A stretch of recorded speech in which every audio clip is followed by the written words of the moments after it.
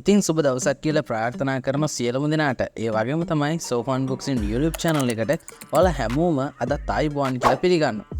ඉතින් ඔන්න අද මම ඔන්න අරන් ඇවිල්ලා තින්නේ ඔයාලට ගොඩක්ම වැදගත් වෙන වීඩියෝ ටොපික් එකක් ගැන කතා කරන්න තමයි අදත් මම මෙන්න මේ විදියට මේ වීඩියෝ එක නිර්මාණය කරේ. ඉතින් ඇත්තම කියනවා නම් ගොඩක් අය මගෙන් අහපු දෙයක් තමයි ආටිකල්ස් ලියලා ඇත්තම කියනවා නම් සල්ලි උපයන්න පුළුවන් ක්‍රම පිළිබඳව කියලා දෙන්නේ කියලා. ඉතින් ඔන්න ඔයාලට bloggings for beginners කියන ඔන්න මම අලුත්ම වීඩියෝ සීරීස් එකක් ඔයාලට ලබා දෙන්න සූදානම් කරා. ඉතින් ඇත්තම කියනවා නම් ඔයාලගේ වෙබ්සයිට් එකක් එහෙම නැත්නම් ඔයාලගේම බ්ලොග් එකක් හදලා ඒකෙන් කොහොමද හොඳ ආදායමක් ලබා ගන්න කියලා දෙන්න තමයි අද මෙන්න මේ විදියට පටන් ගන්න සූදානම් කරගත්තේ මෙන්න මේ වීඩියෝ සීරීස් එක. ඉතින් ඇත්තම කියනවා නම් මේ වෙනකොට subscribe කරලා නැත්නම් අනිවාර්යයෙන්ම subscribe button එක press කරලා ඒ වගේම තමයි notification bell එකත් click කරලම තියාගන්න. මොකද මම වීඩියෝ එකක් upload කරපු ගම ඔයාලා ළඟටම ගෙන්න ගන්න පුළුවන් හැකියාව තියෙන්නේ මෙන්න මේ notification bell එක click කරලා තියාගත්තොත් විතරයි. right එහෙනම් අද බලමු මෙන්න මේ bloggers for beginners කියන වීඩියෝ සීරීස් එකේ පළවෙනි වීඩියෝ එකේදී මම අද කතා කරන්න යන්නේ මොනවද කියලා. ඉතින් අද මම කතා කරන්න යන්න හැදුවේ හැත්තෙම කරන ඉන්ට්‍රොඩක්ෂන් එකක් පිළිබඳව තමයි මම අද ඔයත් එක්ක කතා කරන්න සූදානම් කරගත්තේ. ඉතින් මෙන්න මෙතනදිත් ඔයාලට ගොඩාක් වැදගත් වෙන ගොඩාක් හොඳ ඉන්ෆර්මේෂන්ස් මේකේ ඇතුලේ තියෙනවා. ඒකින් ඒක නිසා ඔයා අනිවාර්යයෙන්ම වීඩියෝ එක නරඹන්න අනිවාර්යයෙන්ම අමතක කරන්න එපා. right එහෙනම් අපි වීඩියෝ එකට. ඉතින් පළවෙනිම කතා කරන්න හදන්නේ අද මම කතා කරන්න හදන කන්ටෙන්ට් එක ඔයාලට කියලා දෙන්න. ඉතින් කොටස් පහක් තියෙනවා. ඉතින් මෙන්න මේ කොටස් පහ පිළිබඳව මම ඔයාලට එකින් එක කියලා දෙන්න සූදානම් කරලා තියෙන්නේ. ඉතින් ඔයාලට බ්ලොග් එකක් කියලා කියන්නේ මොකද්ද? ඒ වගේම මේකෙන් තියෙන ඇඩ්වාන්ටේජස් මොනවද? ඒ වගේම ඩිස්ඇඩ්වාන්ටේජස් මොනවද?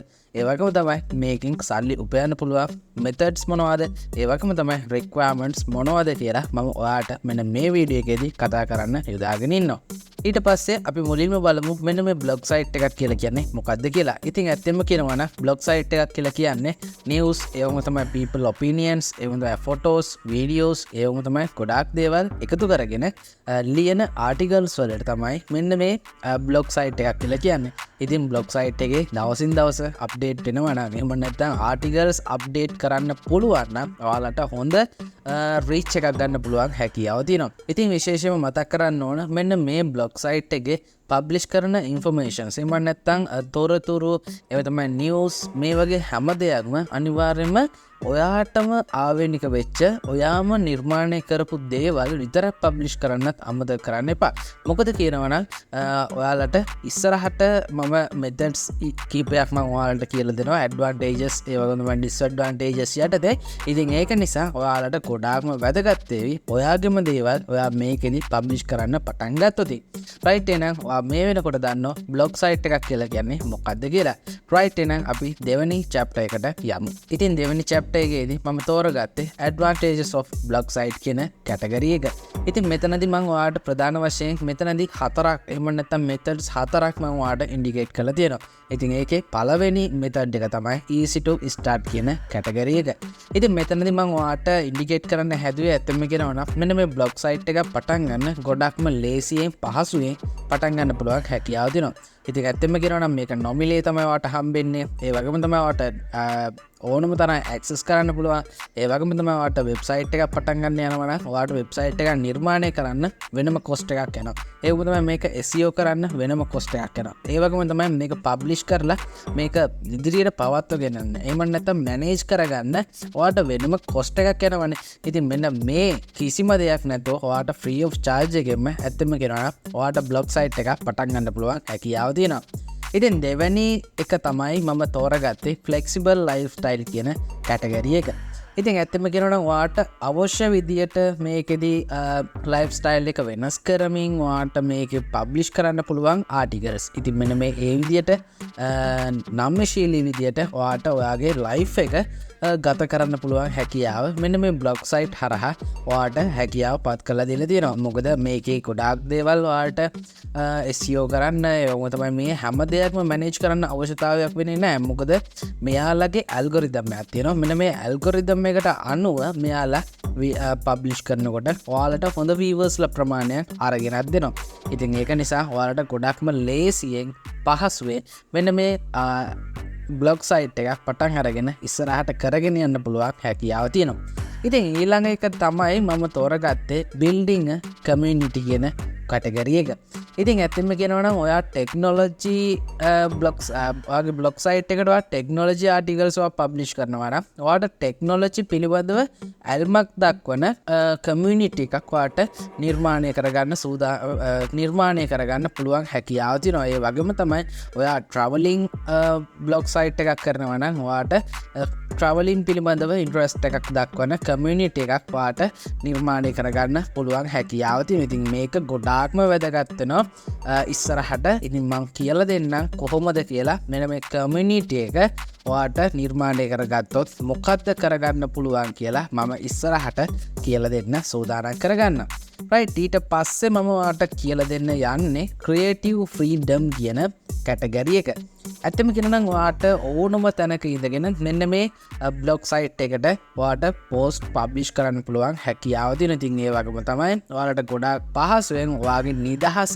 වාට ඇති තරක් අරගෙන වාට මේ වෙබ්සයිට්ස් එමනත්තා බ්ලොග් සයිට් එක පබ්ලිෂ් කරගෙන එමනැත්තම් පාවිච්චි කරන්න පුළුවන් හැකියාවතින නිසා ගොඩක්ම ලේසි පහසුයි මේ හැම දෙයක්ම සිද්ධ කරගන්න ඊළඟ එක මොකත්ත කියලා බලමු ඊළඟට මම තෝරගත්තේ තවත් ඇඩ්වාන්ටේජස් 4ක් පිළිබඳව තමයි මම නැවතත් කතා කරන්න සූදානම් කරගත්තේ. ඉතින් මෙතනදී මම කතා කරන්න සූදානම් කරගත්ත පළවෙනි එක තමයි improve your writing skills කියන කැටගරි එක.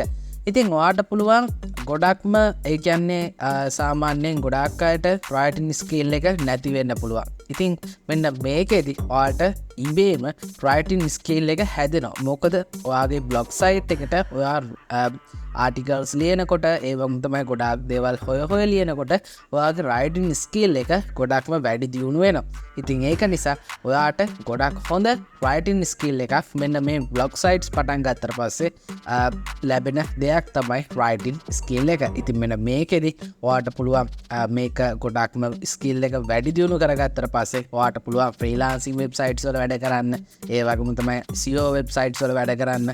ඒ වගේම තමයි ගොඩාක් වෙන පැතිවලින් ඔයාට සල්ලි උපයන්න පුළුවන් හැකියාවක් මෙන්න මේ බ්ලොග් සයිට්ස් හරහා හැකියාව පත්වෙනවා. මොකද ඔයාගේ රයිටින් ස්කිල්ස් වැඩි වෙනකොට ඔයාට විවිධ අයටත් ඔයාට ආටිකල්ස් ලියලා ඒ විදිහට සල්ලි උපයන්න පුළුවන් හැකියාව තියෙනවා. ඊට පස්සේ දෙවැනි එකට මම තෝරගත්තේ පර්සනල් ග්‍රෝත් කියන කැටගරි එක. ඉතින් ඇත්තම කියනවා නම් ඔයාගේ බ්ලොග් සයිට් එක මේක ග්‍රෝත් වෙනවා නම් එහෙම නැත්නම් ඔයාට බලාගෙනින් දෙද්දී හොඳ වීවර්ස්ල ප්‍රමාණයක් එනවන ඒ වගේම තමයි ඔයා යන්නේ කොතනටද ඔයා මොකක්ද කරන්න ඕන කියලා ඔයාටම හොඳ නොලෙජ් එකක් එනවා. ඉතින් එන්න ඒ විදියට ඔයා ඒක පවත්වගෙන යනකොට ඔයාගේ පර්සනල් ග්‍රෝත් එක එහෙම නැත්නම් ඔයා මොනවද කරන්න ඕන යන්න ඕන මොනවද ඔයාගෙන් ලැබෙන්න ඕන මොනවද මෙන්න මේ පිළිබඳව හොඳ අධ්‍යයනයක් ඔයාට ලබා ගන්න පුළුවන් හැකියාව තියෙනවා. ඉතින් ඇත්තෙම කියනවා නම් පර්සනල් ග්‍රෝත් එක අනිවාර්යයෙන්ම වැදගත් වෙනවා. ඊට පස්සේ මම තෝරගත්තේ පෝර්ට්ෆෝලියෝ බිල්ඩින් පිළිබඳව තමයි මම ඊළඟට මම ඔයාට කතා කරන්න සූදානම් කරගත්තේ.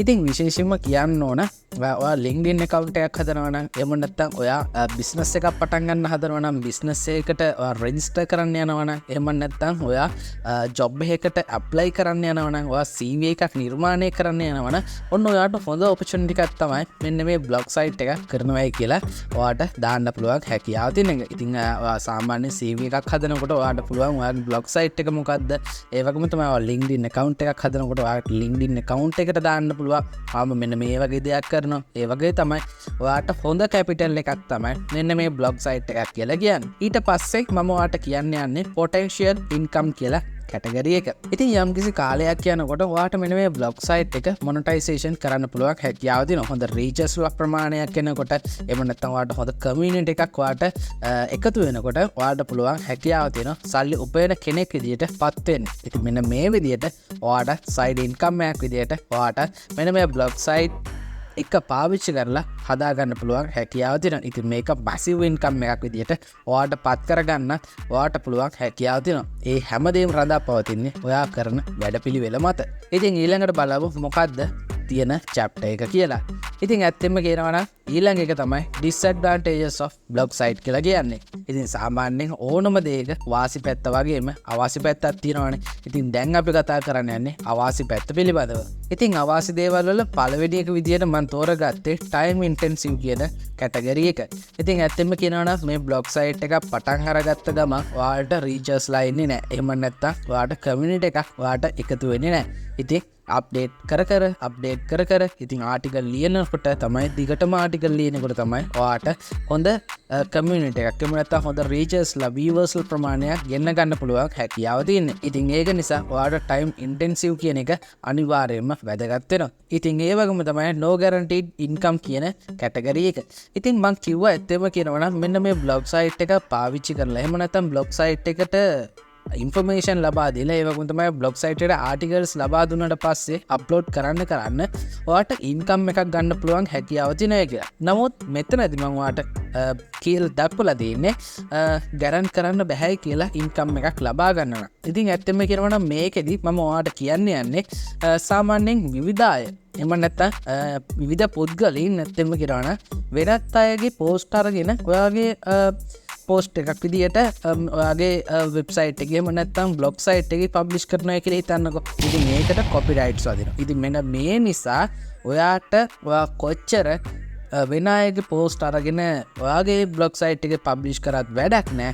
ඔයාට මොනටයිසේෂන් ගන්න බැරි හැකියාව තියෙනවා. ඉතින් ඇත්තම කියනවා බ්ලැක්ලිස්ට් නිසා මෙන්න මේ විදිහට කොපිරයිට්ස් නිසා මෙන්න මේ හේතු නිසා ඔයාට ඔයාගේ බ්ලොග් සයිට් එකට මොනටයිසේෂන් එනේබල් කරගන්න බැරි වෙනවා. ඉතින් ඒක නිසා ඔයාලට no guaranteed income කියන එක මම මෙතනදී හඳුන්වලා දීලා තියෙනවා. right ඊට පස්සේ මම තෝරගත්තේ highly competitive කියන කැටගරි එක. ඉතින් මෙතනදී මම ඔයාලට කියලා දෙන්න යන්නේ competitive එක. එහෙම නැත්නම් competition එක ගොඩාක් ලොකු එකක් විදිහට ඔයාලට තියෙනවා. මොකද කියනවා නම් මේ වෙනකොටත් සල්ලි උපයන අය ඉන්නවනේ. ඒ වගේම තමයි මේ වෙනකොටත් වෙබ්සයිට්ස් බාර ගානක් ඇත්තම කියනවා මිලියන ගානක් ඇත්තම කියනවා නම් වෙබ්සයිට්ස් තියෙනවා. ඉතින් මෙන්න මේ වෙබ්සයිට්ස් වලින් ඔයාගේ වෙබ්සයිට් එකත් උඩින්ම තියෙන්න නම් ඇත්තෙන්ම කියනවා නම් ඔයා හොඳ ආටිකල්ස් ලබා දෙන්නත් අමතක කරන්න එපා. ඉතින් ඒක නිසා හොඳ තරගකාරීත්වයක් ලබා දෙන්න මෙතනදී ඔයාට සිද්ධ වෙනවා. ඉතින් ඒ වගේම තමයි ඊළඟ කැටගරි එක ටෙක්නිකල් චැලෙන්ජස් කියලා කියන්නේ. ඉතින් ඇත්තෙන්ම කියනවා ටෙක්නොලොජිස් අප්ඩේට් වෙනවා. ඒ වගේම තමයි අප්ඩේට් මේවා ගයිඩ්ලයින්ස් අප්ඩේට් වෙනවා. මෙන්න මේ නිසා ඔයාලට මෙන්න මේ ටෙක්නිකල් චැලෙන්ජස් බාර අරගෙන තමයි ඔයාට මෙතනදී බ්ලොග් සයිට් එක ඉස්සරහට පබ්ලිෂ් කරගෙන එහෙම නැත්නම් මේක කරගෙන යන්න සිද්ධ වෙන්නේ. ඉතින් මෙන්න මේ ටෙක්නිකල් චැලෙන්ජස් වලටත් ඔයාට මුහුණ දෙන්න සිද්ධ වෙන නිසා ඔන්න මම ඩිස්ඇඩ්වාන්ටේජස් යටතේ ඔයාට මේක පෙන්වලා දෙන්න අමතක කරේ නෑ. ඉතින් ඊළඟ බලමු ඊළඟ chapter එකේදී මොකද්ද තියෙන්නේ කියලා. ඉතින් ඇත්තෙන්ම කියනවා නම් තවත් disadvantages දෙකක් පිළිබඳව තමයි මම ඊළඟටත් ඔයාට කියලා දෙන්න යන්නේ. ඉතින් personal experience කියන එක තමයි ඊළඟ කැටගරි එක.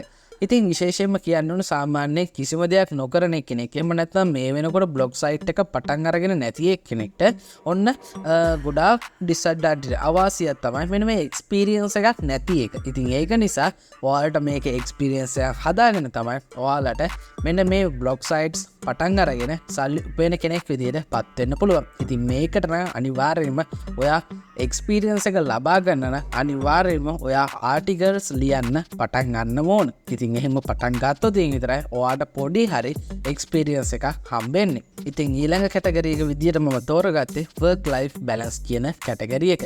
ඉතින් මෙතනදී මම ඔයාට අයිඩෙන්ටිෆයි කරන්න හැදුවේ ඇත්තම කියනවා ජොබ් එකක් කරන කෙනෙක් කියලා හිතන්නකෝ. ඉතින් මෙන්න මේ ජොබ් එකක් කරන ගම ඔයා මෙන්න මේ විදිහට බ්ලොග් සයිට් එකක් කරනවා. ඉතින් මෙන්න මේකට ගොඩක් මම කලින් කිව්වා වෙලාව යනවා කියලා. මොකද ඔයාට ආටිකල්ස් ලියන්න ඕන. මෙන්න මේ නිසා ඔයාට ලයිෆ් ස්ටයිල් එක නැති වෙන්න පුළුවන් හැකියාව තියෙනවා. ඉතින් මෙන්න මේ හැම දෙයක්ම බැලන්ස් කරගන්න ඕන. ඉතින් මෙන්න මේ බැලන්ස් කරගෙන ඔයාට ඉස්සරහට කරගෙන යන්න පුළුවන් නම් ඔන්න හොඳ ඔපචුනිටි එකක්. ඉතින් ඊට පස්සේ අපි බලමු මොකද තියෙන chapter එක කියලා. ඉතින් ඊළඟ එක විදියට මම ඔයාට ඉන්ඩිකේට් කරන්න හැදුවේ එහෙම නැත්නම් හඳුන්වලා දෙන්න හැදුවේ කොහොමද මෙන්න මේ බ්ලොග් සයිට්ස් පටන් අරගෙන සල්ලි උපයන්න පුළුවන් මෙතඩ්ස් පිළිබඳව තමයි මම දැන් ඔයාට කතා කරන්න යන්නේ. ඉතින් මෙතනදී මම ඔයාට කියලා දෙන්නේ ප්‍රධානම කැටගරි 3ක් ගැන තමයි මම මෙතනදී ඔයාට කතා කරන්න යන්නේ. ඉතින් පළවෙනි එක තමයි Google AdSense කියලා කියන්නේ. ඉතින් Google AdSense කියන account එකක් ඔයාට ලේසියෙන්ම හදාගන්න පුළුවන් හැකියාව තියෙනවා. ඉතින් ඔයා දන්නේ නැත්නම්